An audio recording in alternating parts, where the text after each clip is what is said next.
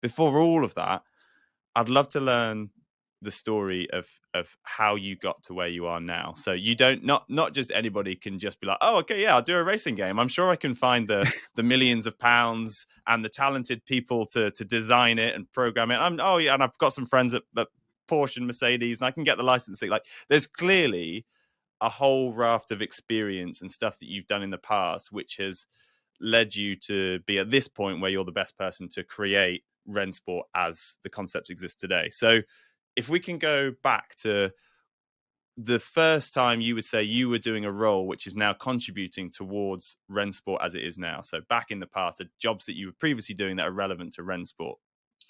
Yeah, to be honest, I would say 95% of my working life is related to the games industry. So I had 1 year before I start in the gaming industry when I worked for a nut gaming company, and that was Black & Decker. They are doing all the machines, from Yeah, homes. that's so random. So I had a 1 year contract there, and they tried to hire me for a longer time, and I said no. At the end, I said, okay, no. It was a great journey, and it was really interesting working together. And at this time, a former colleague called me and said, "Hey, I'm working for a gaming company, and we are hiring. Would you be interested to be part of this crazy team?" And I said, "Oh, what? Gaming industry? What the hell are you doing there?" And they explained a bit, and then they invited me. And I said, "Wow, that's great." And there was Acclaim Entertainment at these days. It was mid-90s. They had an office here in Munich, and the company grows a lot. I think it was the first listed Nasdaq gaming company. A lot of great titles, and everything worked perfect. So things sold by their own. I have no idea why they need a marketing or sales department at these days. So it was really just fun working there, to be honest. And that was my starting point in the gaming industry. And after leaving Acclaim, I joined the Codemasters team. So I worked for Codemasters several years. And that was the first time that I really was in contact with games I really like.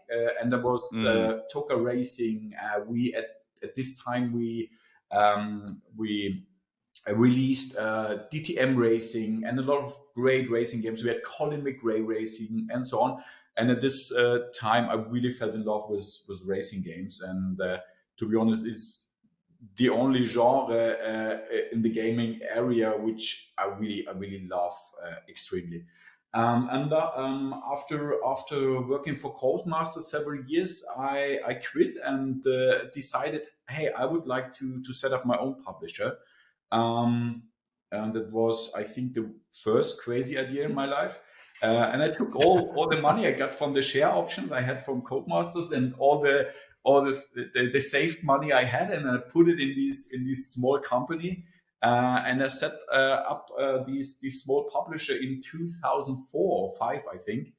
And luckily, it went quite well. So we could sign a lot of great projects. We could sign a lot of great studios, and that was really also a super exciting time. And I built this company over years until I would say 2015, and then I was a bit bored of all the gaming things. Over the time, we also start developing mobile games and all these things.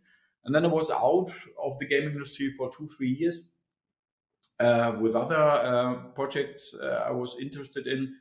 And then as I said, I saw iRacing, I saw broadcast of digital motorsport.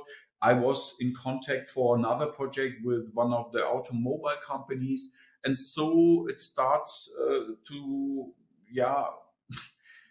come up with the idea, hey, come on, let's do something. And it would be great to start from zero, build a team, build a complete new game. And that was the starting point, I would say 2019, 2018 for the Rennsport project. And to be honest, you said it before, handling all these things, you can't imagine what it means when you are just, and in the beginning we were just 2 or 3 in the team, and I had some guys working for me from another company of mine, so just helping us, contacting all the licensing guys, building up relationships to the automotive partners, starting to build a studio, hiring external partners for content, other things, building these network or things with just 2 or 3 was, for the first 12, 16 months, really a hard job, and it took a lot of money and energy, to be honest. You get to go there and you get to talk about racing and you get to be around the people who love the same thing you do. Do you feel that you're a little isolated at home, or do you have a bunch of people that you can actually, converse with when it comes to sim racing or just motorsport in general? Yeah, it's mostly, like you said, online folks that I can converse with sim racing and just motorsports. Sure, my friends that I see in person will listen to me, but at some point I feel bad for them, and I'm like, all right, I need to stop talking about this. Or like if you're trying to talk about Daytona and you're like, yeah, this guy sent it through bus stop, and they're like, what the heck was that sentence? What did you just say? Those are like all your TikToks as of late. Yeah. They're like, I talk about motorsport literally all the time. Right, and it's just the big Daytona one that gained you a bunch of followers that you posted recently. Like, that's one of the things that I try not to do is talk to my friends about sim racing all that much, because once I get started, there's just no ending, none whatsoever. And then I'm pulling up videos and showing them, and I'm like, oh, check this out. Like, yeah, that's really fun. I guess so that's cool. I guess. That's really I don't know, when you neat get a for group of people in the room, they all talk about the NFL, right? Like when the NFL was happening, people had their fantasy teams. A group of my friends whenever we all had dinner together or whatever, they would all start talking about their football players and their teams and who got injured and blah, blah, blah. And then I don't feel bad, because I was like, look, if you're going to make me sit through that, of something, like I kind of know, because I'm American football, I'm aware of how to play the game, I know some of the key players, blah, blah, blah. But like, if you're going to make me sit through the analysis and who has the better, this person got a surgery on their tendon, and if that happens, you have a 6% chance of now throwing this pass, blah, blah, blah. If you're going to make me sit through that, I can talk to you about sim racing a little bit. Yeah, that's true. That's true. When it's draft season for the NFL, most of my buddies are football fans. And Tom is cringing over there as we're calling it football repeatedly. Yes, I know you're not. You're like, you play it with your hands. What are you talking about? Football? Hand egg. How dare you? Rugby. What? But when it gets to draft season and they're like, oh, did you see him in college 3 years ago? I'm like, no. Right. No, I did not see him at college 3 years ago. But did you see this last sim racing event? No. Did you see him when he was in F3? And it was really good. Like, come on. How do you not know that? It is one of those things where you should be allowed to obviously talk about it. But I guess it loses its, what am I trying to say? It loses its passion for you when you're having a conversation with someone who just doesn't know. You're like, I can tell you're just trying to be nice, and that's appreciated, but I just want to have people where I can talk about sim racing to a point where they understand it as well. It's almost why Tom and I connected so well, is because he loves sim racing, I love sim racing, and now we have this podcast where we get to invite people over and talk racing more about sim racing. Talk more sim racing. It's one of the things that I'm pretty impressed with on your side, Ash, is your ability to create content around sim racing and around motorsport and all that. And, I'm kind of jealous because Tom knows that I've wanted to be a content creator probably for 5-6 years now, but I've never really jumped into it all in. You have your job and you have your other hobbies and things like that, and maybe you have your family. You've really dove in, and actually congratulations recently with your BS competition. Thank you. Where you're part of that team now. That's pretty cool. And I did enjoy the little video of them announcing you on there with the banana suit and everything. Although you hopefully when you're in the banana suit, you do the Brian dance, I try my best. I try to do the Carlton dance too, because that's a real hit with the stream. But no, we love the banana suit. I have like a closet just full of random stuff for the stream, whether it's just like a holiday themed items, or I treat stream like a kindergarten class where you have to keep it exciting in the background, so you got to decorate it really nicely. Way to do it. You got to just wear the banana suit, you got to keep the attention spans going, and I was like, how can I do that? So talking about the content creator piece, how long have you been working at it? How long have you been pursuing the content creation side of motorsport and sim racing? That's a great question. that no one's ever asked me, now that I have to think about it really hard and pause. I started streaming, my first stream was December 2020, and then I started doing Formula One streams March of 2021, and then I think I grabbed on the F1, the Formula One game a little bit that year, and then eventually jumped into iRacing November of that year. So, yeah, about a year or so. Not that much. Not that long. That's very surprising. I thought you were going to say something like 2017 or something crazy. No. Wow, that's pretty impressive. Now, when you started, did you immediately start streaming with sim racing content? Or like for me personally, I started with a random video game because I was like, oh, yeah, I want to play games and have people watch me play games. That sounds like fun. And then eventually, that wears off because, you play Call of Duty and you're competing with thousands and thousands of other content creators. Yeah. Did you start with sim racing right off the bat, or did you start with something different? No, so I started streaming because it was a goal of my therapist to help manage my anxiety that I'm pretty open about. So when I first started streaming, I played something that I was super comfortable with, and it was Portal. I love that game. I play it like twice a year. It's so good. It's so good. And it's just so fun. It's a great puzzle game, and I love puzzle games. So I started with Portal, and it takes a while to get used to talking with the camera and then talking to a chat, because it's not a conversation. You're not reading any body language that you normally would when you're talking to someone directly, or hey, I should stop talking about this, or they're bored. You're not reading that, or someone found that funny because they're laughing. You don't hear them laugh, or you hope they put an LOL emote or a KEKW in there. Mm-hmm. They find it funny. So it takes a while to get used to it. So I was like, let me just go with something I'm comfortable with. So I was doing Portal, and then me and my brother and a group of our friends home from home play Call of Duty together. So I was doing that a little bit. Verdansk, shout out. So my goal wasn't really to be popular or make whatever. And then I was like, hey, I was watching some Formula One streams, and I was like, I think I can do something a little different. The way I look at Twitch is each stream is a bar, and each bar has their own theme, their own vibe. And, my bar is going to be a little bit different. So I started doing my F1 watch-alongs with my best friend Sal, my brother David, because it helps when you have someone just talked about sports for the first time. And then people just started coming in, and they're like, hey, glad I found you. No one else is doing this that I want to watch. Cool. And no one else around me is watching Formula One that I can talk to. So it's like an internet chat room where we can just talk about Formula One while we're all watching the race. The sun. So the sun has come out. The sun has come out. The clouds are parting. It feels like a moment. It does. Yeah. It feels like a nice reflective moment. So we're here on the Sim Standards podcast with F1 Tomo. Hello. How are you doing? F1 Tomo. That's what my wife's dad calls me. F1 Tomo. That feels very formal. Just to mess with me, yeah. Mr. F1 Tomo. Mr. F1 Tomo. Do you have to call him sir? No, he'd like that. He would love that. But no, Darren, I'm not calling you sir. Yeah, Darren. Get out of your head. Pleasure to be here. And paired with you boys today as well, Grid Finder. So we've done all right. We've had a mixed bag today, haven't we? Do you know what? We've been unlucky, but cheerfulness in the face of adversity. That's what I always say. And you got a dodgy black flag as well. I got completely screwed over. I mean, I'm not going to talk about it, Wilton Mill, but I didn't hit those tyres. I didn't deserve that black flag. No, I deserved the black flag for other things, but they didn't see those. Oh, yeah, but the hitting the tyres, that was nonsense. I was absolutely furious. And then we had to come. Oh no, we're probably not going to feature Grid Finder's progress in this race because we've had mechanical issues. No. We've had a tyre that got ripped apart. Correct. We've had to fuel up twice because it's been a nightmare. Yeah, look, it was things outside of our control ultimately. And they're still aiming for a top 10. We'll be happy with that. We'll be very happy. And also, what a great day, mate! Considering this morning it was absolutely chucking it down. Yeah. And it was really wet, kind of offline back there. I had a bad spin in practice because I went wide. Tyres got wet and I just took turn one as if it was dry, being like, oh, what's the worst that could happen on slick tyres, and obviously had a little spin. But no, the heavens have not opened.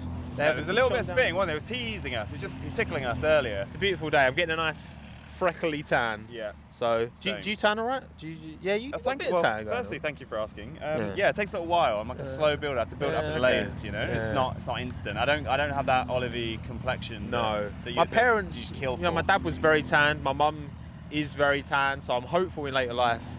Well, let's dive into this. Tell me more about that. How would that make you feel if you were tanned? It would make me feel more confident. Okay. Because I mean, look, I see my own face all the time. Part of my job, you get very used to the sound of your own voice. right? Right. I mean, do you edit this podcast? No, or thank God. But okay. sometimes Liam sits next to me in the office, Yeah. and sometimes he doesn't have it in the headphones. Yeah. I hear my voice. I'm just like, oh! Did you not like it? I hate it. Have you not got used to it? I hate it. No, Yeah. not yet. See, I kind of not ever. I know other people who make YouTube videos who can't like they had to get an editor Because they can't do it anymore. Listen to their voice. I'm like, just totally relate to just that, be more of a narcissist, and then you'll be fine. So more narcissism Yes. equals better. Correct. Oh, that's just what that. Okay. Important life lesson. I'd like to think that's where I've been going wrong. So here we are. We're at the MotorMouth Charity Karting Event. So give us a little glimpse into your life. How like or unlike is this to a normal week in your world? I wish this was more like a normal week in my world, because I am actually doing another karting thing tomorrow. So it rains, it pours, right? Yeah. It's like a bus. You wait and then Yeah. 3 come at once. No, I'd love to do more karting. As a kid, I didn't do very much. Obviously, very expensive pastime. There was always the ambition, dream to be a racing driver, which obviously never came to be. But I found my way back into the industry, the long way round. And I'd love to do more of it, but ultimately, opportunities. I'm a bit closer now. I live in middle of Essex, so I've got Rye House quite close to me. Oh yeah, which is obviously where Lewis It's iconic. His early days. It's And then iconic. Buckmore Park's about. I'm about 45 minutes from that both. was my local track growing up as well. Okay, the yeah, downhill yeah. section, the little windy, and then the right hand up into the hill. Beautiful, It's a beautiful good track. That. It's a good track. really good track. And it's a very different, completely different to Wilton Mill. This is kind of a flat area. There's not much elevation at all. But Buckmore's got a lot more character to it, I suppose. Yeah. But ultimately, if I'm in a car, I'm happy. Yeah.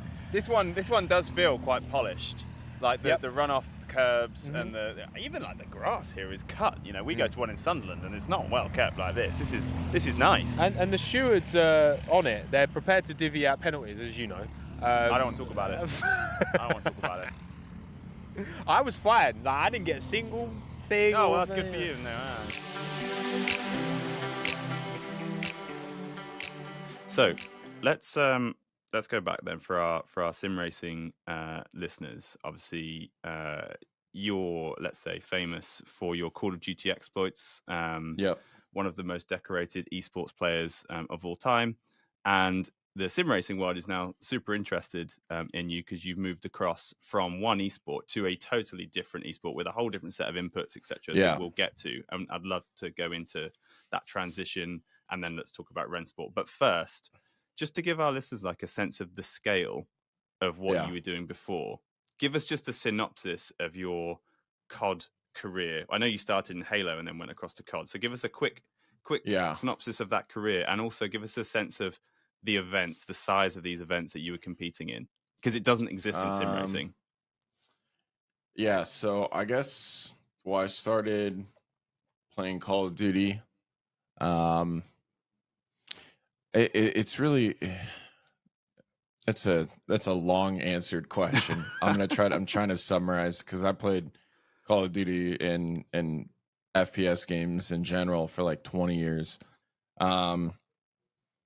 I started when I was like 8 years old. The first tournament that I ever competed in, I went pro in. And not only pro was like top 16, top 8. I believe it was top 8 at the time. And that's team wise.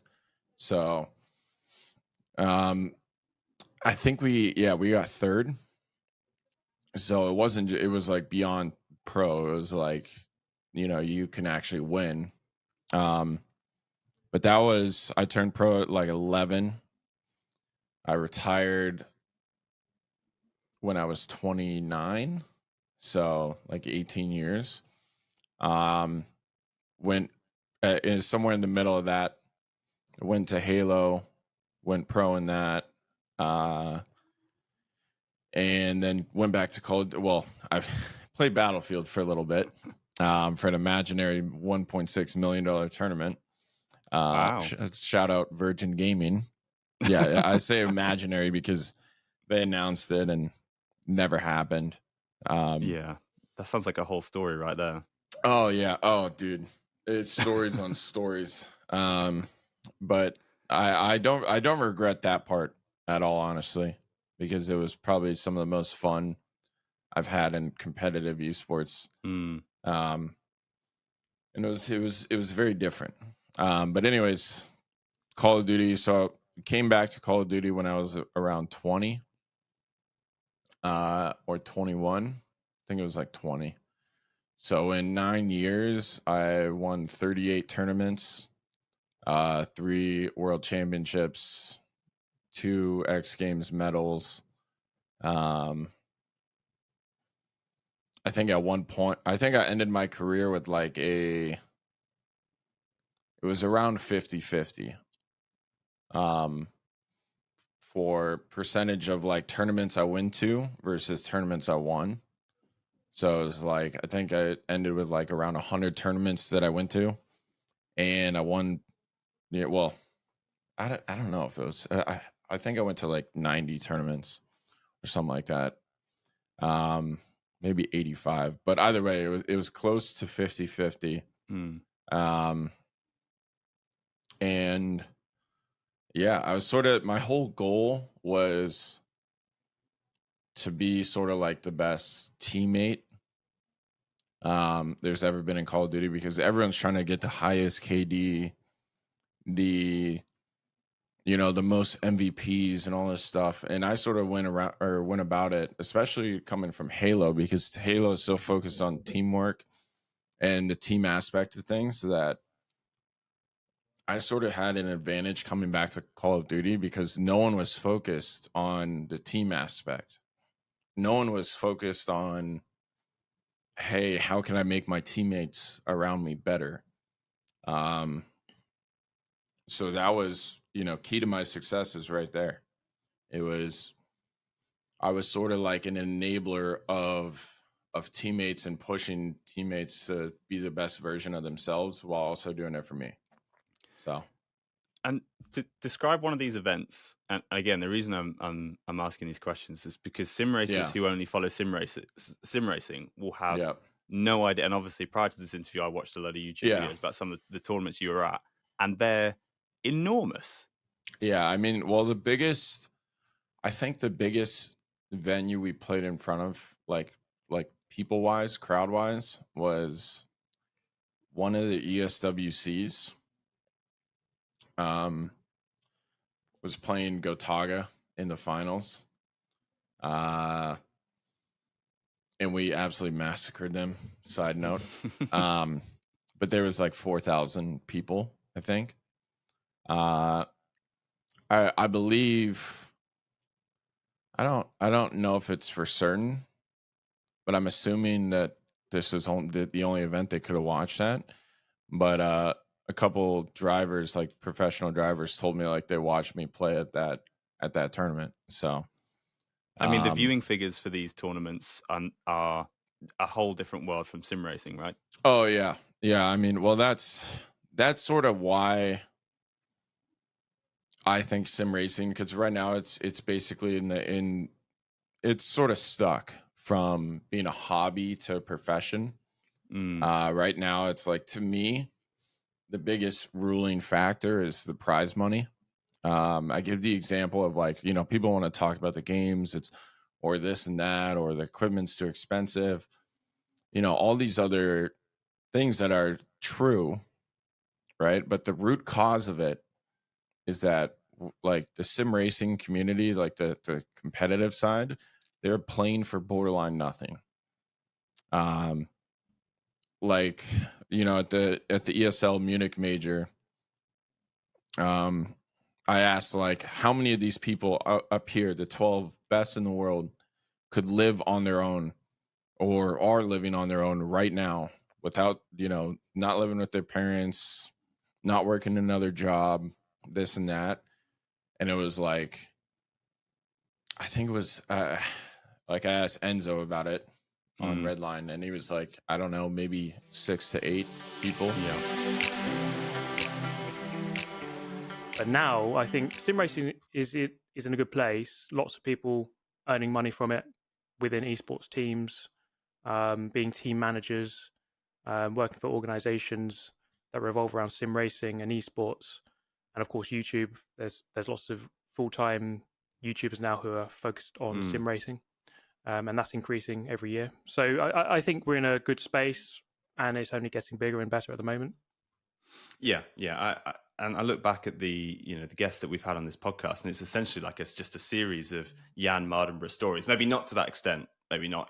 Not everyone has had the full Jan Mardenborough experience, but in their own way, in their own lane. Whether it be Jeff McConey, who now makes who made iRacing setups, who now makes setups for like real world NASCAR teams, to Dave Cam, who had a different one where he played games like as I don't know what I was going to say as an older person now, but I don't know if he still listens. But I think he'd be a bit upset if I said that. But then he's kind of like made it his like retirement thing post police, and then to yourself. There's so many stories, there's so many routes as well within sim racing, and that was one thing that I think didn't come across in the film was the breadth of opportunity within sim racing. So, another person that we've had on the show that springs to mind is George Morgan, how, he did PSGL and WR commentary for years from his bedroom, and now is out at the tracks at SRO and doing the, Formula 4 commentary. There's so many routes to it. And, you do drive, but you're also a content creator, right? Yeah, that's what I would say my main thing is. Obviously, racing for real would be a real aspiration. I'd love to be able to do that full time. But yeah, there are so many routes into careers revolving around sim racing, like commentary, like you say, that's quite a good one. There's quite a few of those guys doing that now. And I think it's just a case of if you're passionate about it and there is an audience out there, that's just the way that you sort of display your CV. You don't need to sort of have an actual CV on Microsoft Word. You just go out there, you commentate on an event, PSGL or whatever league it is. If you're going down the commentary route, for example. But in terms of YouTube, just put the videos out there. That is your CV. Just make the videos better and better and better over time. And if you do a good enough job, there's people out there that want to watch it. And you can forge your living within this space. It's like the most entertaining CV ever. It's a CV that you can actually like watch and enjoy. And in sim racing, you have infinite opportunities to build a show reel and have quite a lot of fun doing it. There's thousands and thousands of leagues out there that would bite your arm off if you were like, can I just do some commentary? I just want to practice, get my shot. Like, there's so many out there that would love them to do it. So let's what I'd love to do in this podcast is essentially kind of create an audio version of the Gran Turismo film and go through your story bit by bit. But since we're talking about the film right now, were there any bits of the film that you felt missed the mark or didn't resonate with you? I mean, there are going to be some spoilers here, I suppose. One of the things with the racing scenes, which for me were a bit hit and miss, I felt like they did look very dynamic. The ones that were recorded for real looked pretty good, and they did look pretty racy. But then you had the CGI at the same time, which didn't look quite right to me. Hungaroring was used a lot. And that was a proper actually moment when in the cinema we had all the grid fighter team there, and when it happened we were leaning because that's Hungaroring. Like, oh god, we're those people. I suppose they had to make the film cater to all of us guys who know everything about sim racing and all the tracks. We know all the tracks. We know that's Hungaroring instantly, and it's not Le Mans. But then they have to make it one that the ordinary viewer who doesn't really know much about racing can watch the film and enjoy it. And I think they cater enough to both. It would have been nice, obviously, to have the real Le Mans, the real Silverstone, and not Hungaroring for everything. But the racing scenes were a bit hit and miss for me. In terms of the general story, I think it did a good job of just portraying a kid who has a clear passion for something. He has to fight lots of adversity to achieve it, from his parents, from people at the track. Some of his mechanics didn't really get on with him. Other people within the paddock, other drivers who don't want to get beaten by the gamer kid. So I think in that sense, it was just a good story of someone who had a passion and just had to fight for their dream. There's so many people that we've had on this podcast now who have basically done the same thing, ended up in slightly different places, some racing in the real world, some racing for a sim racing team full time. Some have gone out and created businesses that exist in the sim racing world from it, but the thing that they all have in common is what you just said, which is I never thought when I was at school that this is how my life would turn out from a racing game.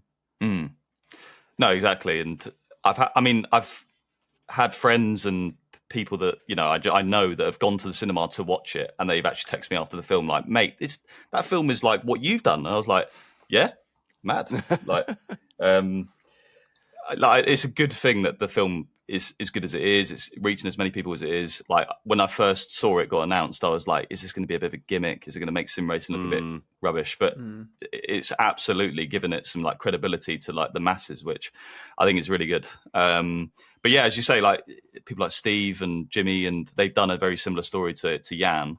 I mean, my story from my year of 2020 and 2019, it's literally the same journey as Jan in the sense that it was the same people that organised GT Academy, that organised World's Fastest Gamer. I had the same mechanics as he had, same engineers, same driver coaches, sort of guiding me through British GT. So every time I did something well or not well, they would be like, right, so Jan went through the same thing. Jan did this. We spoke to Jan when he was younger. So like I literally lived his journey just 7 or 8 years later. His journey went on for a bit longer as well. He did a few years, but I only did the 1 year. But yeah, it was, as you say, that film, I'm going to watch it and be like, damn, that is close to home. That, yeah. It would be really interesting actually to hear your review of that film when you do manage to go and see it. So something that I noticed was that you seem to have mentioned a couple of times now that the F1 game is where a lot of the opportunity was, and you know Veloce was telling you that perhaps F1 is something to consider, and if you're not going to do F1, then we need to work out a path. Was it a conscious decision to not race F1 as much and move across to things like ACC? Was that a preference of the racing style or the way the game felt, or what was the reason for not shunning F1? That sounds very negative, but just deciding not to make that your thing. Well, on my way up, so like when I first started getting paid, like 2018, 2019, like winning F1 Esports was like my sole purpose because it was the biggest thing. I was like, right, I need to go and win that. That's going to be the big thing. Until I'd won World's Fastest Gamer at the end of 2019, then my priorities sort of changed. I guess when I started sim racing, I always thought like, I think I had seen people like Jan and stuff go from gaming to real earlier on, a few years earlier, and I was like, if I'd love to do that. I never got. I had a couple of like really club level races before getting into gaming. Like in 2015, at the end of my karting career, my dad had saved enough to allow me to do 2 races in Formula Ford. They didn't go that well, and we spent all the money we basically had, and that was it. And there was a few rough years after that. But yeah, so I did have a little glimmer of car experience before I went into gaming. It's worth saying. So yeah, when I won World's Fastest Game, my priorities changed because there was an opportunity to race in real life the next year for a whole season, $1 million drive in GT racing. So as soon as I got that, I was like, I know F1 Esports is good, but like that's insane. Like I need to focus on that as well. So 2020, when I finally got the call up to do F1 Esports as a driver, I was also competing full time in real life in British GT. So honestly, it was like racing F1 Esports sometimes on a Wednesday and Thursday, get to the track Friday, and then do real racing Friday, Saturday, Sunday. And F1 Esports and driving a GT3 in real life, the driving styles you need, it's just like polar opposites, man. It's non-comparable. So I was taking some bad habits I was learning on the F1 game, putting it into the GT car and vice versa, and it was all it wasn't optimal, you know.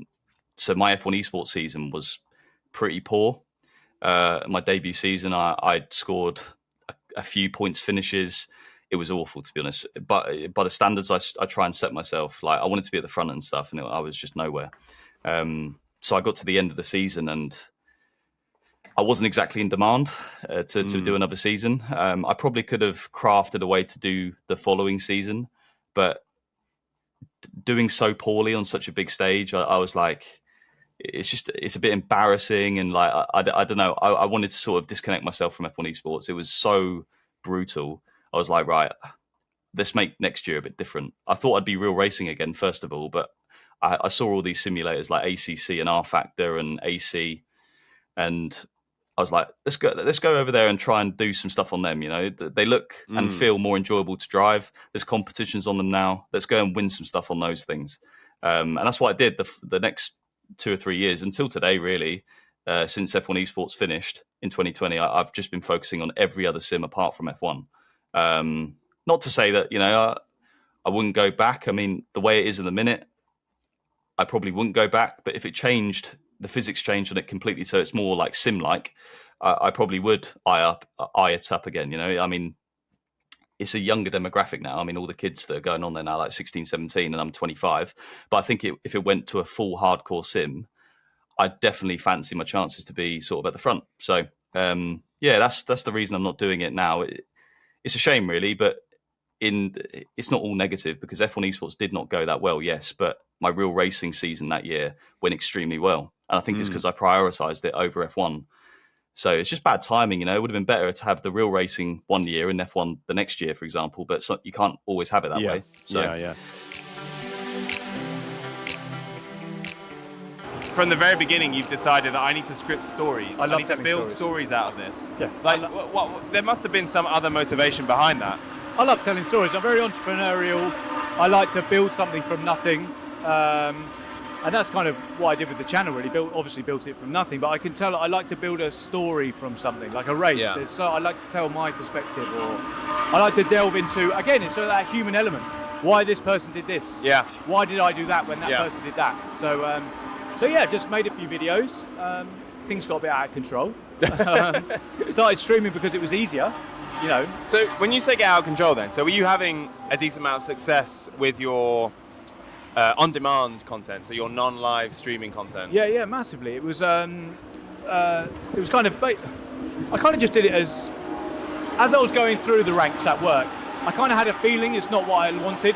Like every run of the ladder that I got up, I thought this isn't as good as I thought. So I needed a release. So I made just a few videos, and I'd always loved Gran Turismo. I was the racing guy in my circle. Yeah. And just looping back to where Modern Warfare comes in, when I went on honeymoon in 2017, I went down a YouTube rabbit hole and I found I think it was a Super GT video, I think. And I was like, wow, people make videos on, firstly, people make Gran Turismo 7 video, or Gran Turismo, I can't remember what it was, Sport, I think it was coming out. You must have had early access or something. And you can race against others now, online. Yeah. That wasn't there in 4. Yeah. I was like, right, because obviously I was doing the whole shoot 'em up thing because I loved the online competitive element. Yeah. So right, I need to do a bit of this. So I just made a few videos, see what happens, and as I say, just kept going and going and going.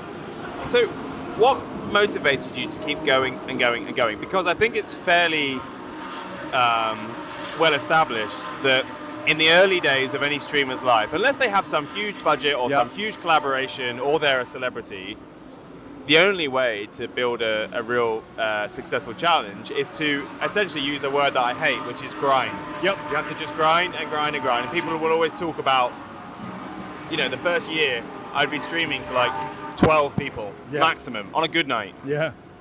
Was that the same for you? Yeah. And what kept you pushing through that? The fear of having to go back to my old job. The fear of, is this life? Is this it? I hated it. Interesting. And it's still why I do it now to this day. Is, you know, in YouTube it's so competitive. Everyone's coming for you. Yeah. Everybody, and you've got to have that mindset. You know, and yeah, just the fear of having to go back to the office just petrifies me. Because then what happens? I work till I'm 60. Like my kids grow up, and you know, I miss all that, and then I start my life at 60. Yeah. On the golf course, right? Yeah, that terrifies me. Yeah. If I'm honest. Now it's interesting because I've spoken to a lot of streamers, and I often try and ask questions about the business side of it, and you know the requirement to be some kind of entrepreneur. And I think most of the streamers, it's fair to say, have kind of shunned that concept, and they say, no, I do it because I love it. Everything else comes second.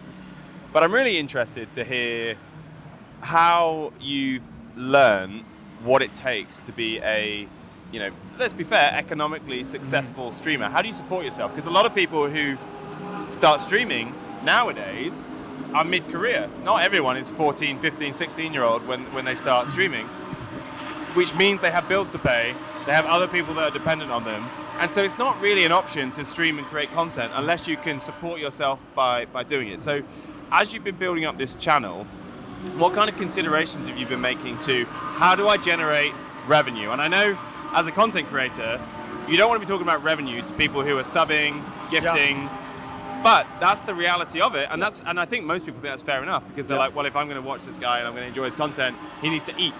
Yeah. So how have you approached that side of it? So, firstly, for a bit of context, I went full-time streaming when Gran Turismo 7 came out. Right. So that's the sort of pillar of where it starts. So, to start off, for those who don't know, Ben, what the hell is the F1 Content Creator Series? F1 Creator Series is a series where we join together in a league racing scenario. It's half serious, half sweaty. Depends on who you are, I guess. How sweaty are you on a scale of like dry to wet?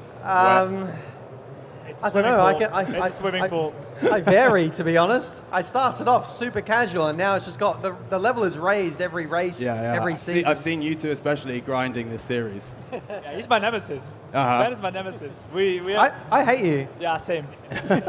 So, Ben, tell us how it started, right? It was the brainchild of a few content creators who have got together, and we're going to talk about what it's become. But tell us the origin story. I'm actually not well poised to answer that. I think maybe Tom. I joined pretty late, if I'm honest. He has done more races than me in it, but I mean, as all sim racing series start, it starts as just some friends together. We were literally just doing some fun races on the F1 game, and all of a sudden we got some more content creators involved. It was not even called the Creator Series as it's called today. It was actually called the Choco League. Dirk Chocolate, who is not here right now. It's very sad that he is not. Yes, but he still races, so that's nice. When he wants to. Yeah. When he can be bothered. It grew out to something huge. I mean, we have like when we go live for the Creator Series, we have like thousands of people watching us race each other and get mad at each other, or sometimes love each other. But yeah, it's grown massively, and I mean, actually, I mean, all of us here together, we didn't even talk too much to each other, and now we're like besties. So it's kind of a novel concept, okay? So there's a lot of sim racing leagues that exist, and they're fairly well viewed. If you look at the likes of WOR and PSGL, they get a really decent viewership. But the difference, I think, with this series is that you can truly get behind the lens, if you like, on the people that you're watching race, okay? It's kind of like the sim racing version of Drive to Survive, right? So what Drive to Survive has done for F1, I believe, to make smaller scales at the moment, the F1, so the Content Creator Series has kind of done the same thing for league racing, because people can watch your races and they can understand the stories. And perhaps sim racing in the past has suffered a little bit in that it's difficult to follow the stories of the individuals racing. You don't really know who they are, and so there's no real emotional attachment when you're watching one car overtake another. Whereas with you guys, people watch you guys stream. So they feel like they know you, they understand you, they know what your tics are, they know what you're good at, what you're bad at. And so when they watch the F1 Content Creator Series, they're really watching a story. And Tom, I'm going to put it to you, that I would say that you have elevated sim racing leagues and sim racing broadcasts from streams into entertainment. Oh, definitely. I mean, every time we go live, I mean, we do our own shows, our own streams. And they always ask us, when is the Creator Series going live again? When are you guys taking each other on again? And normally, like, a season takes around 16 races, 16 weeks, every single week. We have like a race on the Saturday evening. And it's really cool to see how the story unfolds. Like, we started this season that just finished, actually, at the launch of the F1 game about a few months ago. And it only finished last week. Yeah, exactly. And the championship... No spoilers. No, exactly. I mean, I will say I was very good in that season. I was one of the best driver, if not the best. A little too good, if you ask me. But yeah, it's really cool. And Ben, for example, even did an analysis stream. So he did 4 hours after in one go. He did analyzing his season, 16 races in a row, and each race takes about 1.5 hours. Where we do a full Formula 1 Grand Prix, so say like 72 laps after one another. It's very sweaty. Even if you're not pushing, you can imagine you get very, very tired. It's kind of interesting because it definitely seems to bridge the gap between kind of esports streaming and entertainment, and I feel like maybe that's kind of where it started. But you're all competitive, right? It's kind of ended up being quite a competitive series, and just the nature of the fact that you're streamers and you all race so much, it's to a really high quality. You were claiming before that you're like, half a second off the esports drivers, so it's kind of like the F1 esports series, except you kind of perhaps know the drivers slightly better. And you have got a bit of experience rallying in a particularly famous case where you, and I quote, beat Sebastian Vettel. Yeah, it's such a scary thing. Like, those are very, like, I don't know. Like, I still get quite. I don't really know how to even react to that, even like all this time later. I mean, I've obviously had people mention that to me, and it's like, oh, what did it feel? What was it like? And these sort of things. But I think if you were to put it in personal context, that you are driving a car that you've driven for 2 laps. You're so far out of your typical comfort zone, let's say, right? Everyone is. That's the point of Race of Champions. You're thrown in a car and you go, right? Yeah. So, but you're in this situation. It feels like the world's watching, because it kind of are. Because they were. And you're lining up on this, snow, the start line, and you look to your right and you just see the white and German striped helmet of Sebastian Vettel, and you're about to race this man. And it's the scariest, most, like, your adrenaline is like through the sky, like it's so high, you're like, oh my god, it's such a scary but exhilarating experience, because you're like, it becomes very real in those few seconds. So and I mean, I don't really focus so much on the result in a way, because I feel like I've got a sense of duty that, if I was to be, let's say I was to be quite arrogant about it, right? Which I would never want to do. I don't believe that's the person I am. But if I was to be that sort of, if I was to behave a certain way about it, it's like, walk around with a bit of swagger about it, I think I've been doing discredit. And it was also discredit to the community, sim-wise, but also I believe that, but it's just not who I am anyway. I mean, it's not something I don't want to ego these things. I believe it's a lot of nonsense in that regard. So for me, I want to be humble in the fact that I even had the opportunity to race Sebastian. There's many drivers on this planet who would love the opportunity even just to drive alongside him. So for me, I want to remember these fundamentals of, you got to drive at Race of Champions and drive alongside Sebastian, and Mick Schumacher and Valtteri Bottas and Mika Hakkinen and all the other amazing names that I've had such a genuine lifetime privilege of going up against, and that's how I really want to remember it in a way. Yes, of course, the being able to come out on top is the coolest feeling in the planet, and something that you are so pumped about, but it's not something that I want to go on about, if that makes sense, because it's a weird situation for me, because I feel like I don't want to talk about it too much, because then people will start saying, oh, look at him, he's on about it again, this sort of thing. So yeah.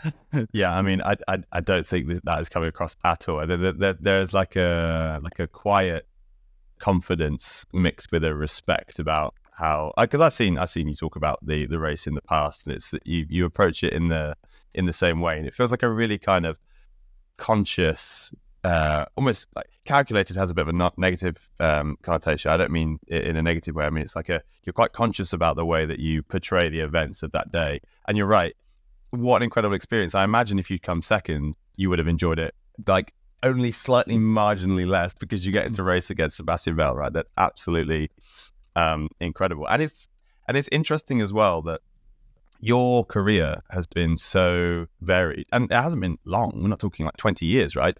But you've done so much. Like there's so many different. You've done go-karting and then sim racing, and you did the E-Race of Champions. Even within F1 Esports, you've raced for 2 teams, right? So is that something that you strive for? Are you looking for variety, or has variety come knocking?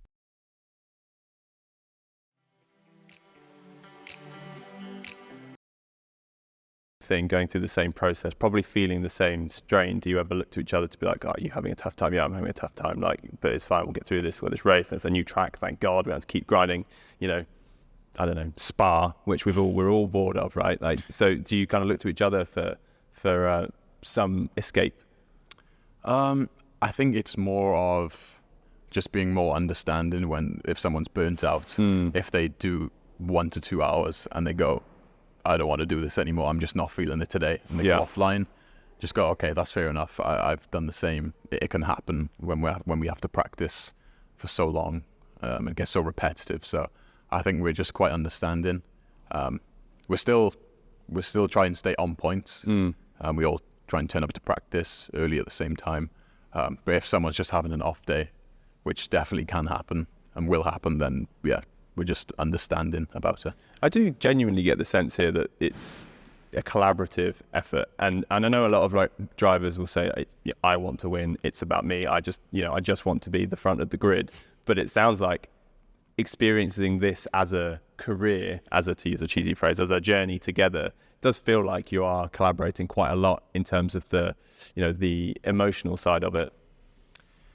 Yeah, because at the end of the day, especially in the F1 Esports Championship, the money is made through the Constructors Championship. So at least for me personally, I just focus on that. I'm not too bothered about the Drivers' Championship. So you want your teammates to obviously be performing as best they can, just to get the best out of themselves, which is the best for all of us. So emotional support is definitely important. Yeah. Interesting. So it's almost like it's the series itself that has created that environment. Now, Seb, you've done a few of these different series, and you've other than F1 Esports, and you've done them on different games. Tell us, what do you think the biggest differentiator is with the F1 Esports series? Like, what sets it apart, and what do you like about it, and what do you perhaps prefer about other series? Well, the first thing I don't like about the F1 game, just because there are some good facts, but the game is like the biggest differentiating factor. Yeah. Because on the F1 game, you have to drive so much to get a feel for the car, because the feeling through the game is terrible. So you can't feel anything. So you have to, like Josh said, you have to drive so much, and there's people driving non-stop, and it's a very intense championship. Whereas when I'm driving iRacing Rennsport, weirdly they actually are a bit more physical, because I'm running like a stiffer brake on those games, or have my force feedback a bit higher, and I actually can't practice as much in a day as maybe I would on F1, because I start getting joint pain because of how much repetitive motion you're doing. And it's not just repetitive motion, but you're putting like force into your joints every time you press the brake, every time you press the throttle. So it's quite a difference in that between the F1 series and other ones, because in the F1 series you use quite light equipment, at least I always did, compared to the other games. But in terms of format, I think the other series are missing a lot of strategy, whereas the F1 game is really good for that. We always have different strategies, and it's particularly this year, it looks like it will be even more open, because I'm not entirely sure why, because I've not driven the game a huge amount, but the strategies are a lot. You can actually use the soft tire, whereas last year you couldn't. So it's kind of opened things up, which is really exciting. Whereas when I drive Rennsport, it's a 15-minute sprint. Yeah. And there's no strategy. It's a bit you finish where you qualify almost, unless you have a really good race. And yeah. That's really cool.